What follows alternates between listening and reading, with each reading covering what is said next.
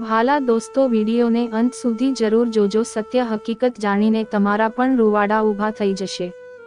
મારા લગ્ન 8 છોકરાઓ સાથે થયા હતા. તે શરીરમાં એકદમ તંદુરસ્ત હતા અને મારે વારાફરતી બધા સાથે એક રાત વિતાવવાની હતી.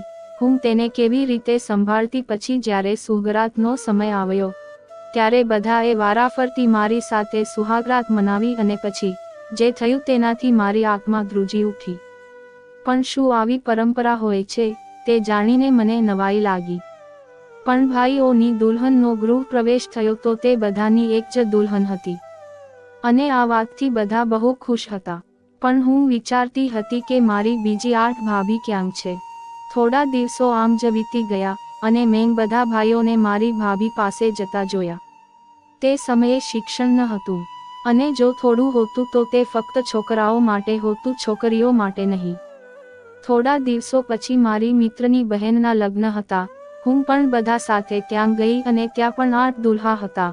મને ફરી વિચાર આવ્યો કે અહીં તો એક છોકરીના જ લગ્ન છે તો દુલ્હા કેમ 8 છે. તેમના લગ્ન પછી તેની શું હાલત થશે. ઓહ બાપલા, તેના તો ભૂકકા નીકળી જશે બચારી. હું ઘરે આવી અને જોયું કે મારી માતા બધા કામ કરીને બેઠી છે. તો મેં મારી માતાને પૂછ્યું, આ શું છે? એક છોકરીના આટલા બધા વર કેવી રીતે હોઈ શકે? તો મારી માતાએ મને પ્રેમથી સમજાવ્યું કે દીકરી એ આપણા સમાજનો એક ભાગ છે, જેમાં છોકરીનો સંબંધ જ્યાં નિશ્ચિત થાય છે તો તેના બધા ભાઈઓ સાથે પણ લગ્ન કરવામાં આવે છે. મેં મારી માતાને પૂછ્યું કે એક છોકરી આટલા બધા છોકરાઓને કેવી રીતે રાતે સમય આપી શકે. ત્યારે માંગે કહ્યું, દીકરા, હવે ગમે તે થાય આ બધું કરવું પડશે. હવે તે છોકરીના નસીબ પર નિર્ભર કરે છે કે તેના સાસરિયાઓમાં કેટલા ભાઈ છે. ત્યારે હું બહુ સમજી શકી નહીં અને ઊભી થઈને ચાલી ગઈ. થોડા દિવસો પછી જ્યારે હું 16 વર્ષની થઈ ત્યારે મારા ઘરમાં મારા લગ્ન વિશે ચર્ચા થવા લાગી. ભાઈ અને પિતાએ મારા માટે સંબંધ ગોતવાનો શરૂ કરી દીધો. પણ હું ખુશ નહોતી. મારું હૃદય એટલું બધું નર્વસ હતું કારણ કે મને ખબર નહોતી કે મારા કેટલા છોકરાઓ સાથે લગ્ન થશે અને હું તે બધાને કેવી રીતે સંભાળીશ. પણ મારું ક્યાં ચાલવાનું હતું, તે જ થવાનું હતું જે વડીલો ઈચ્છતા હતા. બીજા દિવસે મારા મોટા ભાઈએ આવીને કહ્યું કે અંજુ માટે ખૂબ સારો પરિવાર મળ્યો છે અને જમીન પણ સારી છે. તે 6 ભાઈઓ છે. આ સાંભળતા જ મારા પગ નીચેથી જમીન સરકી ગઈ. 6 છોકરાઓ, મારી શું હાલત કરશે બાપલા. હું વારંવાર આ સમાજને કોસતી હતી કે આ પરંપરા કોને અને શા માટે બનાવી છે. અમારી છોકરીઓનું જરાય ધ્યાન નથી કોઈને. મેં આ લગ્ન ન કરવા માટે ઘણીવાર પ્રયત્ન કર્યો પણ કદાચ આ લગ્ન કરવાનું મારા નસીબમાં હતું. મેં મારી માતા અને ભાભી સાથે વાત કરી પરંતુ તેણે પણ મને કહ્યું કે હવે તમારે તે સ્વીકારવું પડશે. મારી માં કહેવા લાગી કે હું અને તારી ભાભી પણ આ બધાનો સામનો કરી રહ્યા છીએ. શરૂઆતમાં તને પીડા થશે પરંતુ પછીથી તું જાતે જ સહન કરવાનું શીખી જઈશ. હું દુઃખી મન સાથે ત્યાંથી નીકળી ગઈ. હવે જેમ જેમ લગ્નનો દિવસ નજીક આવી રહ્યો હતો તેમ તેમ હું ખૂબ જ ચિંતિત થતી હતી અને આખરે તે દિવસ આવી ગયો. એ દિવસ જેની દરેક છોકરી રાહ જુએ છે. પણ મને આ દિવસ ગમતો ન હતો કારણ કે શરૂઆતથી જ મેં એક જ વ્યક્તિનું સપનું જોયું હતું. હું સૌથી સુંદર લાગતી હતી કારણ કે મારો રંગ ગોરો હતો અને શાદીના કપડામાં પણ હું ખૂબ જ સુંદર લાગી રહી હતી. પણ મને મારી સુંદરતા દેખાતી ન હતી. હું ચિંતિત હતી કે બધું કેવી રીતે થશે. પછી અચાનક આવા વિચારોમાં ડૂબી ગયેલું મારું મન કેટલીક છોકરીઓના અવાજેથી બહાર નીકળી ગયું જેઓ કહી રહી હતી કે લગ્નની બારાત આવી છે. ખાધા પીધા પછી મને મંડપમાં લઈ જવામાં આવ્યા. ત્યાં 5 વરરાજા બેઠા હતા અને મારું હૃદય ધડકતું હતું અને હું મજબૂરીના કારણે કંઈ કરી શકતી નહોતી. પછી એક પછી એક મારા માથા પર સિંદૂર લગાવ્યું અને મારા ગળામાં મોટું મંગળસૂત્ર પહેરાવ્યું અને ફેરા માટે મારા પલ્લુને તે સાથે બાંધવામાં આવ્યું. પછી અમારા લગ્ન સંપન્ન થયા. મને મારા રૂમમાં લઈ જવામાં આવી જ્યાં મારી ભાભી અને માતા અને અન્ય કેટલીક સ્ત્રીઓ હતી. તેને મને કહ્યું, જુઓ દીકરા, હવેથી તારી દુનિયા આ 6 સાથે જ છે. તારે તે લોકોને ક્યારેય નિરાશ ન કરવા અને તેમની સેવામાં ક્યારેય કોઈ ઉણપ દર્શાવવી નહીં. તેમની સંભાળ રાખજે. બધાની વાત સાંભળી હું અંદરથી તૂટી રહી હતી. હું મારા સાસરે જવા માંગતી ન હતી, પરંતુ હું આ પરંપરાની સાંકળમાં એટલી ફસાઈ ગઈ હતી કે હું ઈચ્છવા છતાં પણ મારી જાતને મુક્ત કરી શકી નહીં. પછી વિદાય લેવાનો સમય આવ્યો અને બધાને મળ્યા પછી હું મારા સાસરે જવા નીકળી. મારા સાસરે પહોંચતા જ બધાએ ભોજન કર્યું અને બધી રસમ પૂરી કરવામાં આવી. આટલી સુંદર વહુ મળવાથી મારા સસરા અને સાસુ બહુ ખુશ હતા. જે લોકો પણ આવ્યા હતા બધા મારા વિશે વાત કરતા હતા, પણ તેમના વખાણની મારા પર કોઈ અસર થતી ન હતી. હવે રાત થઈ ગઈ હતી. મને ફૂલોથી શણગારેલા અને અત્તરની સુગંધથી ભરેલા રૂમમાં લઈ જવામાં આવી અને મારો ઘૂંઘટ કાઢીને મને ત્યાં બેસાડી. પછી થોડા સમય પછી મારા મોટા પતિ આવ્યા અને મારી સાથે રાત મનાવી અને ચાલ્યા ગયા. હું દર્દથી રડી રહી હતી, પણ છતાં મેં મારી જાત પર કાબૂ રાખ્યો અને મારા કપડાં વ્યવસ્થિત કરીને ફરી બેસી ગઈ. પછી મારો બીજો પતિ રૂમમાં આવ્યો અને તેને પણ મારી સાથે રાત વિતાવી. આ રીતે મારા બધા પતિએ મારી સાથે રાત મનાવી અને પછી આમ જ એક પછી એકે મારી સાથે જે કર્યું તેનાથી હું ચાલી પણ નહોતી શકતી. આખી રાતની પીડા મને કામ કરવાથી રોકી રહી હતી, પરંતુ હું કંઈ કરી શકી નહીં. પછી આવું દરરોજ થતું રહ્યું. આખી રાત તેઓ મારા શરીરને મશીનની જેમ વાપરતા અને દિવસ દરમિયાન ઘરના કામથી મારી હાલત ખરાબ થઈ જતી હતી. પછી એક દિવસ મને મારા પિયર લઈ જવામાં આવી અને ત્યાં ગયા પછી બધા લોકોને મળ્યા. પછી મને ખૂબ સારું લાગવા લાગ્યું.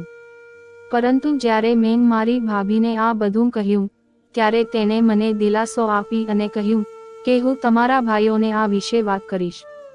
પછી મારા જવાનો સમય થઈ ગયો અને હું પાછી મારા સાસરે આવી. મેં અને મારી ભાભી ત્યાં મારા ભાઈઓ સાથે વાત કરી અને તેમને મારા સાસુને કહ્યું કે અમારી અંજુ બહુ નબળી છે. તે હજી એક જ સમયે 6 લોકો સાથે સંબંધ બાંધવા માટે સક્ષમ નથી, તેથી કૃપા કરીને તેના પર થોડી દયા કરો. પછી મારા સાસુએ મારા પતિના દિવસો બાંધી દીધા કે એક પતિ જ મારી સાથે એક રાત રહી શકે છે અને આ રીતે દરેક પતિને અઠવાડિયામાં એકવાર મારી સાથે રહેવાનો વારો આવશે. હવે હું સારી થવા લાગી હતી, પણ મારા સૌથી નાના પતિ મને બીજા બધા કરતાં વધુ સમજતા હતા. તે મારા મૂડનું પણ ધ્યાન રાખતા અને મારી દરેક સમસ્યાને સમજતા અને જ્યારે પણ મારી તબિયત સારી ન હોતી ત્યારે મારું ધ્યાન રાખતા. હું પણ તેને વધુ પ્રેમ કરતી હતી કારણ કે તે એક જ હતા જે મને પોતાની માનતા હતા. પછી હું તેને મને ગુસ્સામાં મારવાનું શરૂ કર્યું અને હું દર્દથી રડતી રહી અને તેની જેમ મારા બીજા પતિઓને પણ સાથેનો મારો પ્રેમ બિલકુલ પસંદ ન હતો. તેથી હું મારપીટનો શિકાર બનવા લાગી, પરંતુ આ બધું બિલકુલ પસંદ ન હતું. પણ એ બિચારો શું કરી શકે? એક દિવસ મારી માના ઘરેથી સંદેશ આવ્યો કે મારા ઘરે મારા ભત્રીજાનો જન્મ થયો છે, તેથી મને ત્યાં બોલાવવામાં આવી છે. રાત પડતાં જ વાયદા મુજબ મારા રૂમમાં આવ્યા. પછી તેણે મારો હાથ પકડીને મને આરામથી બેસાડી. હું કશું સમજી શકતી ન હતી. પછી આમ જ દરરોજ એક રાત વિતાવી પડતી. મારા દિયરે બારણું બંધ કરીને મારી સાથે મારા દેવરને લગ્ન કરવાનો બહુ શોખ હતો. જ્યારે મારા લગ્ન થયા તો તે મને આવી અને કહેતો કે ભાભી મારા પણ લગ્ન કરી આપો. જ્યારે મેં પૂછ્યું કે તેને કેવા પ્રકારની છોકરી જોઈએ છે, ત્યારે તે મારા માથાથી પગ સુધી જોઈ અને હસવા લાગ્યો અને મારા રૂમમાંથી બહાર નીકળી ગયો. હું મારા દેવરની નજર જોઈને પરેશાન થઈ ગઈ હતી. મને નહોતું સમજાતું કે તે મારી સામે આવી રીતે શા માટે જોઈ રહ્યો હતો. તેને જ્યારે મને કીધું હતું ત્યારે તે એવું જ કહેવા માંગતો હતો કે તેને સેમ મારા જેવી જ છોકરી જોતી હતી, પણ મને સમજાતું નહોતું કે તે મારી સામે આ રીતે કેમ જોતો હતો. ત્યારે મારા પતિ પણ રૂમમાં હાજર હતા અને હું મારા દેવર વિશે વિચારતી હતી. પણ ફરી વિચાર્યું કે આ મારા મગજનો વહેમ છે, પરંતુ તે પછી મારા દેવરે જાણે આ વાત પકડી લીધી હતી. તે મને કહેતો હતો કે બસ મારા લગ્ન કરાવી આપો અને જ્યારે હું તેને પૂછતી કે તમને કોઈ ગમતું હોય તો મને કહો, તો તે મને મારા માથાથી પગ સુધી મારી તરફ જોતો અને અજીબ ઇશારો કરીને ચાલ્યો જતો. પણ તેને એક ખ્યાલ પણ નહોતો કે મારો પતિ પણ તેને જોવે છે. તેના વર્તનથી હું બહુ ચિંતિત હતી. એક દિવસ મારી સાસુ અને મારો દેવર બેઠા હતા અને ચા પી રહ્યા હતા. હું પણ મારું કપ લાવી અને મારી સાસુની બાજુમાં બેઠી. મારો પતિ પણ ત્યાં બેસીને ચા પી રહ્યો હતો. ત્યારે મારી સાસુએ કહ્યું કે પહેલા મારા પતિની સગાઈ માસીની દીકરી સાથે થઈ હતી, પણ પછી તેની દીકરીને મેલેરિયા થઈ ગયો અને મેલેરિયા એટલો બધો થયો કે તેને પોતાનો જીવ ગુમાવી દીધો. કે પછી મારી સાસુ મને કહેવા લાગી કે જો તે જીવતી હોત તો આજે તે મારા દીકરાની પત્ની હોત, તું તેની પત્ની ન હોત. હજુ તો મારી સાસુ મારી સાથે વાત કરી રહી હતી ત્યારે અચાનક મારા દેવરે કહ્યું કે તો ભાભી આજે મારી પત્ની હોત. ત્યારે મારી સાસુ તેને બોલી કે શરમ નથી આવી વાત કરતા, તે તારી ભાભી છે. તે કહેવા લાગ્યો કે હા, હવે તે મારી ભાભી છે તે સ્પષ્ટ છે, પણ જો મારા ભાઈએ માસીની દીકરી સાથે લગ્ન કર્યા હોત તો તમે મારા માટે ભાભીને જ પસંદ કરી હોત. મને તો મારા દેવરની વાત ખૂબ જ ખરાબ લાગી હતી, પણ મારી સાસુએ તેની વાતો મજાકમાં ટાળી દીધી હતી. પરંતુ હું ત્યાંથી ઊભી થઈને રસોડામાં ગઈ હતી અને મારા પતિ પણ ચૂપચાપ બેસીને ચા પીતા હતા. તે પછી મારા દેવરને જાણે છૂટ મળી ગઈ હતી. કેટલીક વખત તે મને કહેતો હતો કે તમે ગુલાબી રંગમાં બહુ જ સુંદર લાગો છો, એવું કરો, તમે ગુલાબી રંગના કપડાં પહેર્યા કરો, એમાં તમે બહુ સારા લાગો છો. પણ તે બહુ ઠીક માણસ હતો. હું તેને ભાવ આપતી નહોતી, પણ તે મારી પાછળ જ પડ્યો રહેતો હતો. મારા પતિમાં સારી આદતો બહુ હતી, પણ તે તેના ધંધામાં જ વધારે ધ્યાન આપતા હતા અને ધંધામાં નફો કેમ કમાવવો તેમાં જ વ્યસ્ત રહેતા હતા. એકવાર મેં પૂછ્યું કે હું કેવી લાગી રહી છું. પછી તેને મારી સામે જોયું અને કહ્યું કે તું દેખાવમાં તો ઠીક જ લાગે છે, જો જે બીમાર ન પડતી, નહીં તો મારે 2000 તારા પાછળ ખર્ચવા પડશે. બીજી બાજુ મારો દેવર હતો જે આખો સમય મારી સામે જોતો રહેતો અને આજે તો તેને બધી હદ પૂરી કરી દીધી હતી. તે મારા રૂમમાં કીધા વગર આવી ગયો હતો. હું તે સમયે તૈયાર થઈ રહી હતી. મારા નવા લગ્ન થયા હતા, તેથી મેં ફેન્સી કપડાં પહેર્યા હતા અને મેકઅપ કર્યો હતો અને વાળ પણ ખુલ્લા છોડી દીધા હતા અને તે કહ્યા વગર મારા રૂમમાં આવ્યો હતો. તે થોડી ક્ષણો મારી સામે જોતો રહ્યો. તે રૂમમાં આવ્યો ત્યારે હું થોડી ડરી ગઈ હતી અને મેં દુપટ્ટો પણ પહેર્યો ન હતો. મારો દુપટ્ટો બેડ ઉપર હતો. મેં પહેલા દુપટ્ટો લીધો અને પછી તેને ઠપકો આપ્યો કે તને ખબર નથી પડતી કે કોઈના રૂમમાં આવતા પહેલા પરવાનગી લેવી જોઈએ. પણ તે મારી વાત ઉપર શરમ અનુભવાને બદલે હસી રહ્યો હતો અને મને કહેવા લાગ્યો કે પોતાના લોકોના રૂમમાં આવવા માટે ઇજાજતની કંઈ જરૂર નથી હોતી, કે કદાચ તેઓ કંઈક ખોટું ન સમજી લે તો સારું, નકર મારું આવી બનશે. પછી તેને તેના ભાઈને કહ્યું કે તું અહીંયા શું કરે છે? તો તે કહેવા લાગ્યો કે ભાભી સાથે વાત કરતો હતો, અમે બંને 1 કલાકથી વાતો કરતા હતા. આવો ને ભાઈ, તમે પણ બેસીને વાત કરો ને. મારા દેવરે તો બહુ સારી રીતે ખોટું બોલી દીધું હતું. મેં કહ્યું ના, તે ખોટું બોલે છે, હું તેની સાથે બિલકુલ વાત કરતી ન હતી. તે હમણાં જ આવ્યો હતો. મારી વાત સાંભળીને મારા પતિ કહેવા લાગ્યા કે જા અને જમવાનું બનાવ. તારી પાસે વાત કરવાનો સમય તરત જ મળી જાય છે, કોઈ કામમાં પણ ધ્યાન આપ. પહેલી વાર મારા પતિએ મારી સાથે આ રીતે વાત કરી હતી.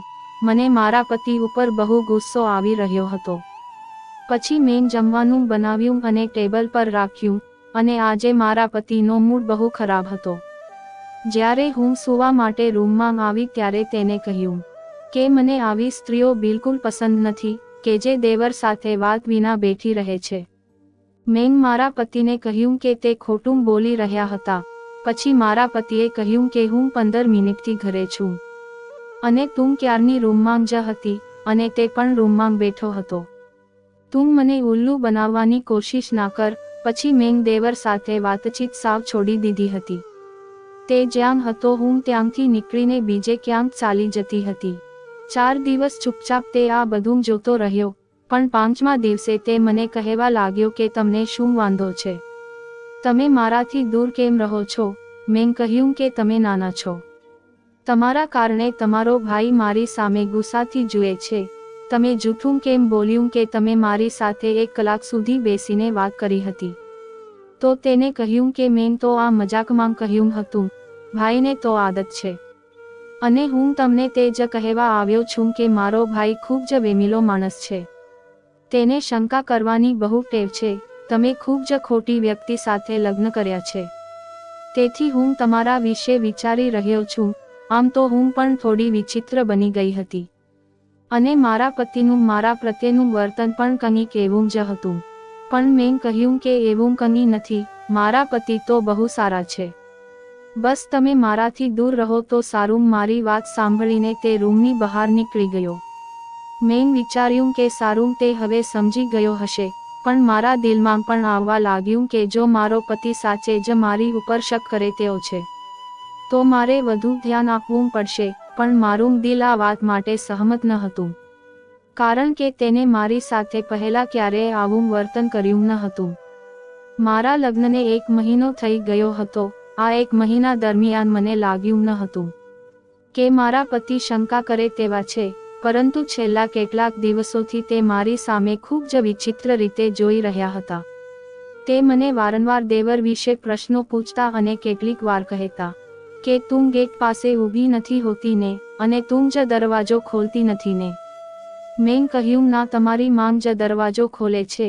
તે કહેવા લાગ્યા જો બહારના દરવાજા પાસે ન જાતી, કારણ અમારા વિસ્તારમાં ઘણા બધા બદમાશો છોકરા રહે છે. આ સાંભળીને હું પણ વિચારવા લાગી કે કદાચ મારા પતિ શંકા કરે તેવા જ છે, તેથી મારા પતિ મારા પર ગુસ્સે ન થાય તે માટે હું બહુ ધ્યાન રાખતી હતી. પરંતુ એકવાર એવું બન્યું કે બધું બરબાદ થઈ ગયું હતું. મારી સાસુ એક દિવસ મને કહેવા લાગી કે તે બહાર ગામ જઈ રહી છે, તેથી બહેનની પાસે, કારણ કે તેની બહેન બહુ બીમાર છે. મારો દેવર જ મારી સાસુને મૂકવા ગયો હતો. તેથી મને થયું કે તે પાછો નહીં આવે અને અહીંયા રોકાઈ જશે. પણ તે તો બીજા જ દિવસે પાછો આવી ગયો હતો. જ્યારે મારા પતિએ મારા દેવરને કહ્યું કે તું પણ મમ્મી સાથે ત્યાં જ રહી ગયો હોત તો સારું હોત. પણ તે કહેવા લાગ્યો કે તેનો અભ્યાસ જરૂરી છે, તેથી તે પાછો આવી ગયો છે. હવે તો મને પણ તકલીફો થવા લાગી હતી, કારણ કે મારો દેવર બપોરે તેના કોલેજથી પાછો આવી જતો હતો અને મારા પતિ છે કે રાત્રે આવતા હતા. પછી મારો દેવર આખો દિવસ રાત્રે ઘરે જ રહેતો, ક્યાંય જતો ન હતો, અને તે સમય મારા માટે બહુ જ મુશ્કેલીવાળો હતો. મને સમજાતું નહોતું કે હવે હું આનાથી છુટકારો કેવી રીતે મેળવી શકું. હું મારા રૂમમાં લોક મારીને બેસી રહેતી અને વિચારતી કે ક્યારે તે બહાર જાય અને હું બીજું કામ પૂરું કરું. હું થોડું કામ કરતી અને પછી જઈને મારા રૂમમાં બેસી જતી. પરંતુ મારા પતિના આવવા પહેલા મારે રાત્રિનું ભોજન તૈયાર કરવાનું હોય છે.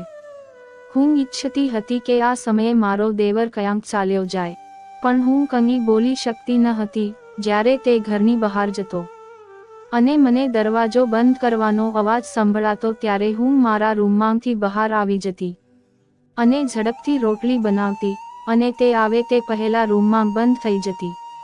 અને પછી મારા પતિ આવે ત્યારે હું રૂમમાંથી બહાર આવતી હતી. હું આ સમય બહુ મુશ્કેલીથી પસાર કરતી અને મારી સામે મારી સાસુ જલ્દી આવી જાય તે પ્રાર્થના કરતી હતી. હું આખો સમય રૂમમાં બંધ રહેવાથી બહુ મૂંઝાતી હતી અને મારો દેવર થોડો બેશરમ માણસ હતો. સીધો મારા રૂમમાં જ તે આવી જતો. તે મને પૂછ્યા વગર જ મારા રૂમમાં આવી જતો હતો અને તેના પર બહુ ગુસ્સો આવતો હતો. ક્યારેય પણ મારો દરવાજો ખટખટતો હતો. હું સમજી શકતી ન હતી કે આ સમય કેવી રીતે પસાર થશે.